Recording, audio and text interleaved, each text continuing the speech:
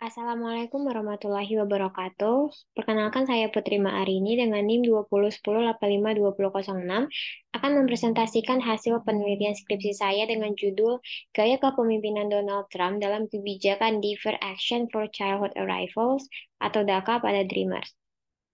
Langsung ke pembahasan latar belakang. Isu imigran menjadi sangat sensitif di AS pasca dikeluarkannya kebijakan War on Terror sebagai tragedi penyerangan 9/11 pada masa Presiden Bush yang tidak hanya berdampak buruk pada imigran Muslim yang diduga melakukan serangan, tetapi juga memberikan dampak serta pandangan negatif kepada seluruh imigran tanpa memandang etnis atau status. Jadi menurut laporan PBB pada tahun 2017, AS termasuk ke dalam negara dengan populasi imigran tertinggi di dunia, yaitu sebanyak 49,8 juta imigran yang menyumbang 13,6% dari keseluruhan total populasi. Dalam misi untuk mengurangi masuknya imigran ilegal, Presiden Barack Obama mengeluarkan kebijakan DACA yang memberikan izin tinggal imigran yang sah bagi yang berumur di bawah 31 tahun, berpendidikan baik dan tidak ada catatan kriminal. Berdasarkan data yang dipublikasikan oleh US Citizenship and Immigration Services atau USCIS pada 30 September 2022, tercatat bahwa terdapat sekitar 589.000 penerima DACA aktif di AS yang didominasi oleh negara kelahiran Meksiko, yaitu sekitar 81%, kemudian diikuti oleh El Salvador yaitu 4%, dan Guatemala sebanyak 3%. Pada masa kampanye pemilihan calon presiden AS tahun 2016, calon Presiden Donald Trump menyampaikan kekhawatirannya terhadap imigran dari Meksiko. Trump menganggap para imigran merusak perekonomian dan menyatakan bahwa AS telah menjadi tempat pelarian semua orang. Kemudian, ia juga menyatakan bahwa orang-orang Meksiko membawa berbagai tindak kejahatan ke AS. Namun pada kenyataannya, berdasarkan studi tahun 2016 oleh Journal of Public Economics, menemukan bahwa dalam 2 tahun implementasi DACA telah berhasil mengurangi jumlah imigran ilegal, dan kemudian terpilihnya Donald Trump sebagai Presiden AS telah memicu perdebatan mengenai masa depan imigran secara umum. Hal ini didukung dengan sikap keras Trump terhadap imigran yang dapat dilihat di mana Trump telah menandatangani lebih dari 9 perintah eksekutif tentang imigrasi. Salah satunya yaitu dengan menghapuskan program DACA yang dicetuskan oleh mantan Presiden Barack Obama. Trump berjanji akan menghapuskan DACA dan mendeportasi sekitar 11 juta orang yang tidak memiliki dokumen di AS sebagai prioritas utama. Dan kemudian Trump menjelaskan bahwa keberadaan imigran ilegal ini merupakan hal yang menghambatnya dalam mesejahterakan masyarakat asli AS, sehingga diperlukan langkah untuk mengurangi jumlah imigran ilegal di AS. Dan kemudian pada 5 September 2017, Jaksa Agung Jeff Sessions mengumumkan kerangka yang mengatakan AS akan mengakhiri DACA dan memberikan Kongres waktu 6 bulan untuk mencari alternatif legislatif.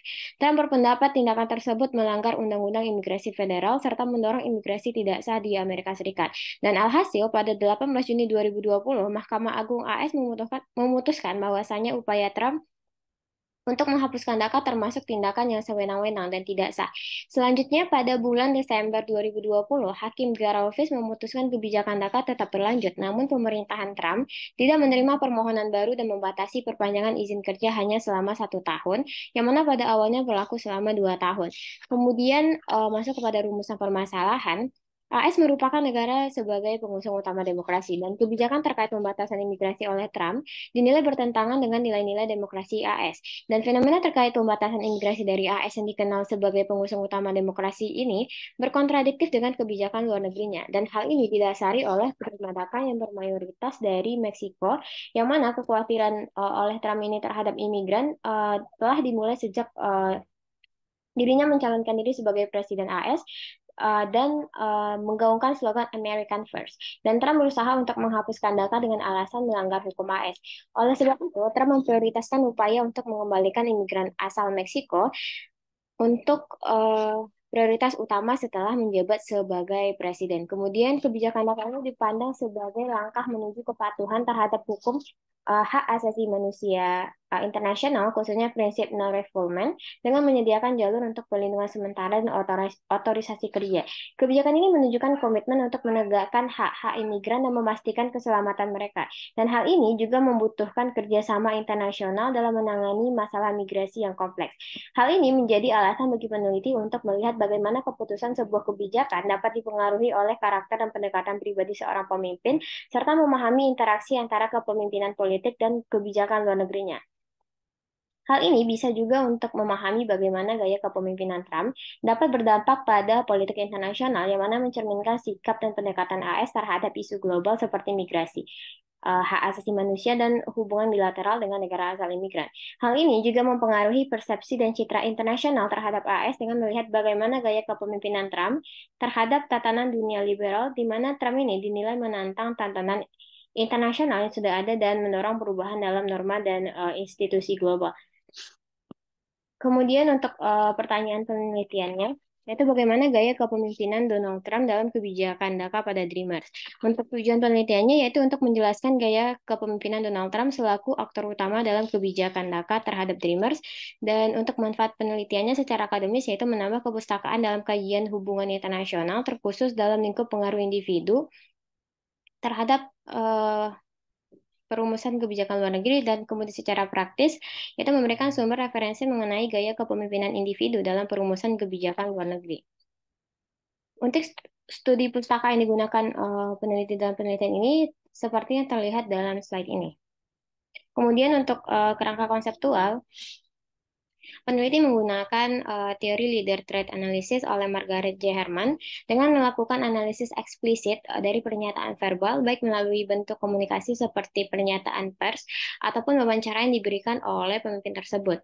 Dan ada 3 indikator dalam melihat bagaimana gaya kepemimpinan Donald Trump dalam kebijakan DACA ini.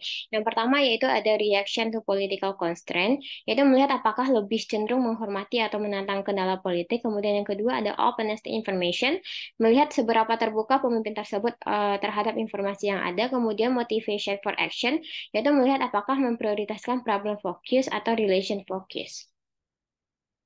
Untuk metodologi penelitiannya, yaitu jenis penelitiannya kualitatif dan batasan penelitiannya yaitu dari tahun 2017 sampai tahun 2021, di mana batasan ini merupakan masa kepemimpinan Donald Trump. Kemudian untuk unit level analisisnya yaitu pada tingkat individu dengan menggunakan unit analisisnya gaya kepemimpinan Donald Trump dengan unit eksplanasinya kebijakan DACA pada Dreamers. Untuk teknik pengumpulan datanya, peneliti menggunakan teknik pengumpulan data sekunder atau studi kepustakaan, dan untuk teknik analisis datanya yaitu pengelompokan data, reduksi data, penyajian data, dan pengambilan keputusan. Untuk sistematika penulisannya yaitu seperti yang ada pada slide ini. Kemudian masuk ke pembahasan bab 2 yaitu mengenai perjalanan karir Donald Trump, dan hal ini menjadi sangat penting untuk dinarasikan guna merunutkan perilaku politik seorang Donald Trump sehingga gaya kepemimpinannya dapat ditinjau untuk mendeskripsikan gaya kepemimpinannya dalam DACA. Presiden Donald Trump ini merupakan presiden yang mengambil sikap tegas terhadap imigran, dan oleh karena itu peneliti mendeskripsikan perjalanan karir Donald Trump yang dapat menggambarkan kepribadiannya sebagai individu yang kemudian dapat membentuk persepsinya, yaitu pada poin 2.1 membahas tentang masa muda Donald Trump, di mana Donald Trump ini lahir pada 14 Juni 1946 di Queens, New York, sebagai anak keempat dari 5 bersaudara dalam keluarga Frederick Chris Trump and Mary Ann McLeod Trump. Dan Donald Trump ini pernah mengenyam pendidikan dasar dan menengah di The Q Forest School di Forest Hill, New York City, sampai usianya 13 tahun. Dan menurut kesaksian dari Andres, seorang guru Donald Trump di Q Forest School, dia menceritakan bahwa Trump memiliki sikap yang keras kepala, dan Andres ini menyampaikan bahwa saat istirahat makan siang di kafetaria, Trump ini sering duduk sambil melipat tangannya, sembari melihat sekeliling dengan muka masam seolah menatap siapapun yang lewat. Dan akibat kenakalannya itu, ayahnya ingin agar Trump melanjutkan studi di New York Military Academy pada tahun 1959. Frederick ingin anaknya melanjutkan studi di sana dengan harapan anaknya mampu mengembangkan karakter yang tegas dan disiplin. Dan Trump melanjutkan studinya ke Fordham University. Dan saat berkuliah di sana, Trump magang di perusahaan real estate milik ayahnya, dan selang 2 tahun, Trump pindah ke Wharton School of Finance, University of Pennsylvania, dan banyak pihak yang menilai bahwa karakter yang tertanam dalam diri Trump kecil ini merupakan warisan dari kedua orang tuanya. Ayah Trump selalu menginginkan anaknya menjadi orang yang mandiri meski hidup berkecukupan dari kecil. Dan Fred Trump ini juga ingin anaknya menjadi seorang yang disiplin, kuat berjuang, dan tegas. Oleh sebab itu, ia memasukkan Trump ke Akademi Militer New York. Dan pengalaman di Akademi Militer ini memberinya pelatihan disiplin yang ketat dan membentuk sebagian besar karakternya, termasuk kepemimpinan, ketegasan, dan kedisiplinan yang tinggi. Dan pendidikan militernya ini juga menanamkan nilai kompetisi dan keinginan untuk selalu menang. Fred Trump ini merupakan mentor utama Trump dalam dunia bisnis dan dia mengajarkan Trump untuk selalu berpikir besar, berani mengambil resiko dan bersikap agresif dalam bernegosiasi. Dan prinsip ini menjadi landasan dalam strategi bisnis dan kepemimpinan Donald Trump. Kemudian untuk poin 2.2 itu langkah awal Donald Trump dalam politik. Dan awal karir politik Donald Trump ini dimulai pada tahun 1980-an, meskipun ia terlibat dalam real estate dan usia bisnis sejak 1970-an. Maksudnya, Trump ke dunia politik ditandai dengan keterlibatannya dalam pemilihan wali kota New York City pada tahun 1987, di mana ia mendukung pencalonan Ed Koch, seorang Demokrat, melawan kandidat dari Partai Republik, yaitu Roy Goodman. Di mana peran politik pertama Trump yang signifikan terjadi pada tahun 1989 ketika ia ditunjuk sebagai anggota Dewan Direktur Metropolitan Transportation Authority oleh Gubernur Mario Cuomo, seorang Demokrat, dan penunjukan ini dilihat sebagai isyarat baik terhadap Trump yang telah menjadi pendukung vokal kampanye pemilihan kembali Cuomo. Dan keterlibatan Trump di dunia politik ini terus berkembang dan pada tahun 1999 ia menjadi ketua Partai Republik Negara Bagian New York. Selama masa jabatannya, ia memainkan peran kunci dalam upaya partai untuk mendapatkan kembali ngeteli atas Senat Negara Bagian New York. Kepemimpinan Trump ditandai dengan kemampuannya menggalang dana dan memobilisasi dukungan dari para kandidat Partai Republik, dan peran ini menunjukkan bahwa Trump telah membangun hubungan dengan politisi Demokrat dan Republik serta memperluas jaringan politiknya. Pada tahun 2000, Trump mendukung pencalonan Presiden George Bush, seorang Republikan yang kemudian menjadi tokoh terkemuka di Partai Republik yang dikenal karena pandangannya yang belak-belakan dan ketajaman bisnisnya. Hal ini didorong oleh kemampuannya dalam memanfaatkan kesuksesan bisnis dan status selebritasnya untuk mendapatkan pengaruh di Partai Republik. Trump membentuk sebuah tim untuk maju sebagai calon presiden di pemilihan umum tahun 2000 saat masih menjadi anggota Partai Reformasi pada 7 Oktober 1999. Namun, Trump gagal untuk memenangkan konvensi partai tersebut dan pada tahun 2011, Trump terlibat dalam The Birther Movement, sebuah organisasi yang berpendapat bahwa Presiden Barack Obama tidak lahir di Amerika Serikat. Akibatnya, Obama sempat kehilangan kepercayaan publik karena masalah ini. Trump mulai mengemukakan tentang kelahiran Obama secara publik dan Trump mulai membicarakan isu ini dalam berbagai wawancara media dan acara publik yang dapat menarik perhatian nasional. Untuk poin 2.3 yaitu perjalanan partai politik Donald Trump, di mana Donald Trump ini dikenal sebagai sosok yang tidak memiliki konsistensi haluan politik. Hal ini disebabkan oleh fakta bahwa Trump telah berganti haluan politik sebanyak 5 kali sejak awal hubungannya dengan dunia politik pada tahun 1980-an. Dan pada tahun 1987, Trump pertama kali tergabung sebagai anggota Partai Republik, kemudian pada tahun 1999, Trump mengubah afiliasi partainya menjadi Independence Party of New York, dan pada Agustus 2001, Trump mengubah afiliasi partainya menjadi Demokrat. Dan pada bulan September 2009, Trump mengubah afiliasi partainya kembali ke Partai Republik. Dan pada bulan Desember 2011, Trump berubah menjadi No Party Affiliations. Dan terakhir pada bulan April 2012, Trump kembali lagi ke Partai Republik. Kemudian, Donald Trump juga mengumumkan pada tanggal 16 Juni 2015 bahwa ia akan berpartisipasi dalam konvensi Partai Republik untuk mencapai tujuannya sebagai calon presiden AS pada pemilihan umum tahun 2016. Hal pertama yang Trump lakukan adalah membuat sebuah pernyataan paling kontroversial di benua Amerika, yang mana ia menyebut tetangganya, yaitu orang-orang Meksiko, sebagai kriminal sejati yang membawa wabah bagi masyarakat AS. Kemudian pada masa kampanye Donald Trump, yaitu pada 16 Juni 2015, Trump secara resmi mengumumkan pencalonannya sebagai Presiden Amerika Serikat dari Partai Republik dengan memperkenalkan slogan Make America Great Again. Dan dalam pidato pengumumannya, ia mengumumkan isu yang sesuai dengan platform Partai Republik seperti imigrasi ilegal dan perjanjian perdagangan. Trump menandatangani kesempatan untuk maju sebagai calon presiden pada 21 Juli 2016. Kemudian Trump memberikan pidato pertamanya selama 1 jam 15 menit di Cleveland, dan Trump dengan tegas menyatakan bahwa jika dia maju sebagai presiden, ia akan memperjuangkan supremasi hakim pengadilan, kekerasan ekonomi, imigran, perdagangan, dan terorisme. Dan terkait imigran, Trump mengatakan bahwa ia akan benar-benar memberikan perhatian kepada imigran ilegal dengan meningkatkan keamanan nasional dan perlindungan ekonomi. Kemudian Trump juga mengkritik kebijakan imigrasi yang ada dan menyalahkan imigrasi ilegal atas berbagai masalah sosial dan ekonomi. Dan dengan cara tersebut, Trump yakin warga negaranya akan terjaga dari ancaman kejahatan para oknum kriminal. Dan hal ini dapat mencegah terjadinya kekerasan dan menjaga komunitas dari peredaran narkoba. Dia ingin menunjukkan bahwa Amerika ini pantas mendapatkan rasa hormat tersebut. Kemudian Trump menonjol dengan retorika anti-imigran yang kontroversial, di mana termasuk pernyataannya dengan membangun tembok di perbatasan AS dan Meksiko dan menuduh imigran Meksiko sebagai penjahat. Hal ini sejalan dengan penentangan terhadap DACA, di mana Trump ini secara konsisten menentang DACA dan berjanji akan mengakhiri kebijakan ini. Kemudian hal ini juga telah menyebabkan kontroversial global, di mana dapat berdampak pada hubungan bilateral dengan negara asal para imigran, dan mana di dalam pidatonya dia menggambarkan imigran yang datang melalui DACA sebagai orang-orang muda yang seharusnya tidak ada di sini.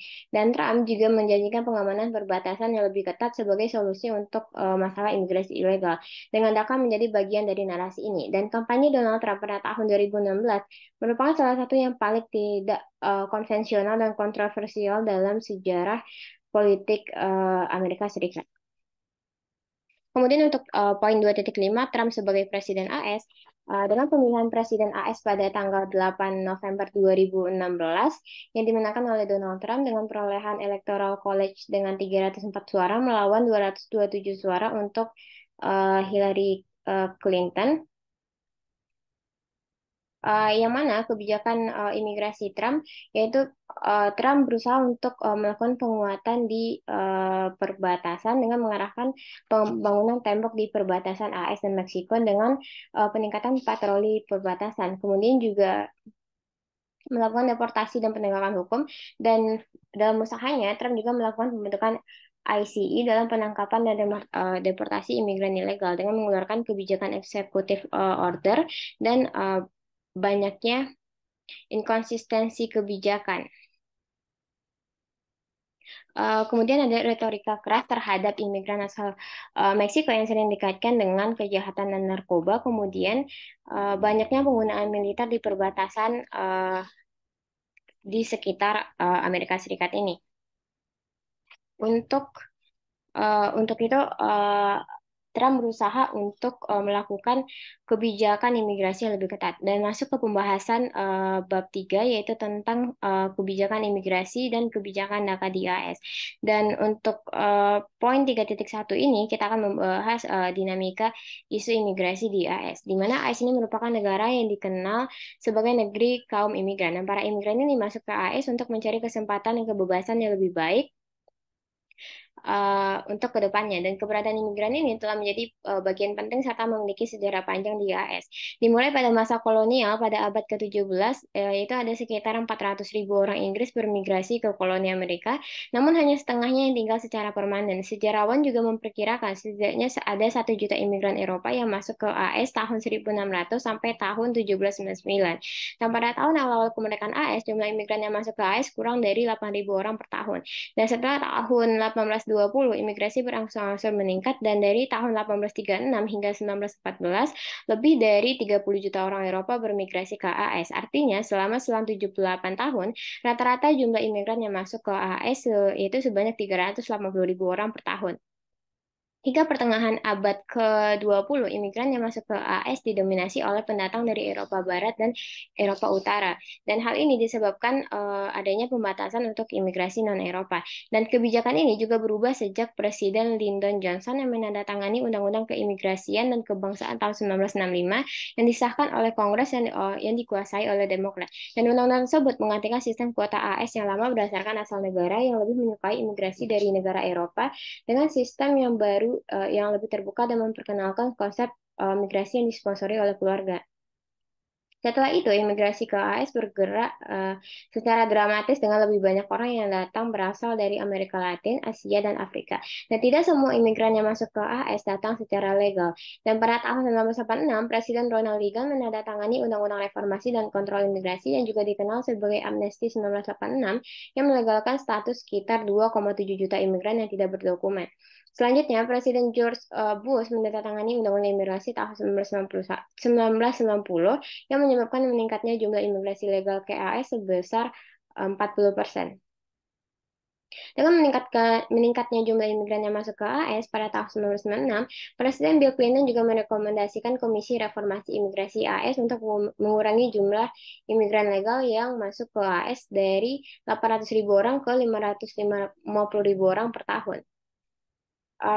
Kebijakan pembatasan jumlah imigran ini juga menyebabkan meningkatnya jumlah imigran ilegal, terutama dari Amerika Latin, khususnya Meksiko. Dan kebijakan imigrasi AS ini secara rutin telah berfluktuasi antara pendekatan yang relatif ramah dan diskriminatif, terutama dalam kebijakan migrasi dari negara tetangga Selatan Amerika. Kemudian untuk eh, poin 3.2 yaitu pandangan AS terhadap imigrasi pada masa Obama dan Trump. Dan pada masa Obama kita bisa melihat dalam case ini Obama menginisiasi pembentukan DACA dan dalam kebijakan imigrasinya deportasi dan penegakan hukum tergolong tinggi namun berfokus pada imigran dengan catatan kriminal. Berbeda dengan Trump yang melakukan kesebalikan dari apa yang telah dilakukan oleh Obama, yaitu Trump berusaha untuk menghapuskan DACA dan berfokus pada keamanan perbatasan dan pengurangan imigran ilegal. Kemudian juga membentuk Migration Protection Protocols atau MPP dengan mengharuskan mencari suaka menunggu di Meksiko. Kemudian untuk melihat bagaimana dinamika politik yang ada di Amerika Serikat, ada dua pandangan dari dua partai politik dominan di AS, yaitu dari Partai Demokrat, yaitu umumnya mendukung reformasi imigrasi yang lebih inklusif dan perlindungan bagi imigran, dan dari Partai Republik itu fokus pada keamanan perbatasan dan penegakan hukum yang lebih ketat. Untuk perbandingan kebijakan imigrasi AS pada masa Obama dan Trump bisa dilihat dalam tabel yang ada pada slide ini, di mana untuk kebijakan DACA yang mana Obama menginisiasi untuk mengajak untuk membuat mengurangi imigran ilegal masuk ke AS, namun pada masa Trump malah ingin menghapuskan kebijakan ini. Dan untuk penegakan imigrasi, kalau masa Obama fokus pada deportasi imigran yang memiliki catatan kriminal serius. Namun pada masa Trump dengan memperluas definisi target deportasi yang mencakup hampir semua imigran ilegal. Dan ada beberapa kebijakan yang bertolak belakang antara pada masa Obama dan masa Trump ini. Dan untuk kebijakan anti-imigran pada masa Trump itu adanya larangan perjalanan atau travel ban melalui Executive Order 13769 dengan melarangnya masuk warga dari beberapa negara mayoritas Muslim yang kemudian diperluas ke negara tambahan dengan alasan keamanan nasional, kemudian juga termasuk penghentian DACA dan pemisahan keluarga di perbatasan. Dan ada juga kebijakan zero tolerance, penurunan kuota pengungsi, pembatasan program suaka, dan pengetatan kebijakan green card dan naturalization.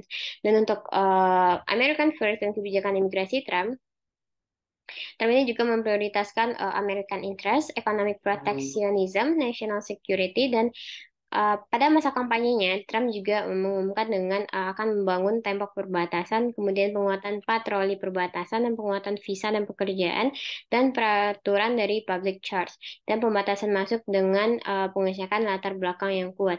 Dan ada beberapa prioritas tinggi yang fokus Trump pada masa awal pemerintahannya. Seperti yang pertama yaitu ada National Guard Deployment to Border ya pada 4 April 2018 yang mana memerintahkan Department of Defense untuk mengerahkan anggota The National Guard ke perbatasan selatan. Kemudian Zero Tolerance Policy ini pada 6 April 2018. Kemudian ada Family Separation dari 7 Mei sampai 20 Juni 2018. Kemudian ada Active Duty Military Deployment to Border pada Oktober 2018. Increase investigation into family units pada 29 April 2019 dan ada border patrol staffing increases di mana dalam perintah eksekutifnya pada bulan Januari 17 tentang keamanan perbatasan, di mana Trump ini mengarahkan perekrutan 5.000 petugas patroli perbatasan tambahan. Kemudian juga ada construction of barriers along the southern border antara tahun 2017 dan 2018. Dan untuk kebijakan DACA di AS juga Trump mengumumkan penghentian DACA dengan menyatakan kebijakan ini merupakan penyalahgunaan kekuasaan eksekutif dan tidak konstitusional. Kemudian juga menghadapi gugatan hukum dan menghadapi tantangan hukum dari berbagai negara bagian dan kelompok advokasi. Kemudian juga Trump mendesak Kongres untuk membuat undang-undang permanen untuk menerima DACA dan negosiasi yang gagal karena perbedaan pendapat antara Partai Republik dan Demokrat. Kemudian juga ada penundaan dan ketidakpastian bagi penerima DACA. Dan untuk melihat bagaimana implikasi kebijakan DACA di era Trump, yaitu secara finansial, mengakhiri DACA merugikan AS sekitar sebesar 2 miliar dolar selama 2 tahun karena pemberi kerja harus segera mengisi lowongan yang diisi oleh penerima DACA. Dan hal ini merupakan dikarenakan sekitar 91% Dreamers yang terdaftar dalam DACA dipekerjakan dan 45% sedang mengejar pendidikan tinggi.